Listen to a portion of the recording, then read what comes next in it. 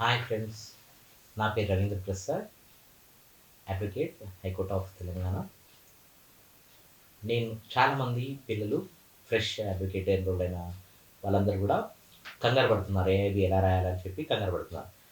ఆ అపోహాన్ని నేను ఈజీగా ఎలా అప్కమ్ కావాలని నేను ఈరోజు మీకు సింపుల్ స్టెప్స్ చెప్తాను. ఏఐబి అనేది all India bar examination, bar council of India best better better law education గురించి అని ప్రపోజ్ చేయడం జరిగింది. ఈ ఎగ్జామ్ కంపల్సరీ పాస్ అవ్వాల్సిందే.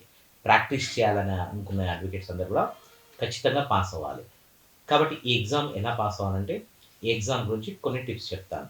ఈ ఎగ్జామ్ కండక్ట్ చేస్తుంది మనకు 100 మార్క్స్‌కి కండక్ట్ చేస్తున్నారు. 180 మినిట్స్‌లో మనం ఈ ఎగ్జామ్‌ని కంప్లీట్ చేయాలి. ఇది నార్మల్‌గా ఆఫ్‌లైన్ ఎగ్జామినేషన్. దీనికి మన బార్ కౌన్సిల్ ఆఫ్ ఇండియా 19 సబ్జెక్ట్స్‌ని ప్రపోజ్ చేశారు. ఈ 19 సబ్జెక్ట్స్‌లో మనకు ఎగ్జామినేషన్ కండక్ట్ చేయడం జరుగుతుంది. మనం ఎగ్జామ్ ఎలా రాయాలంటే సింపుల్‌గా ఫస్ట్ మనకు వచ్చిన క్వెషన్స్ అన్నీ కూడా ఫస్ట్ రీడ్ అవుట్ చేసుకొని మనం ఆన్సర్ చేసేయాలి. సెకండ్ కేటగిరీకి వచ్చేసేసి మనం ప్రిపేర్ అయ్యేటప్పుడే మనం ప్రతి సబ్జెక్ట్ కూడా కేటగరైజ్ చేసుకోవాలి.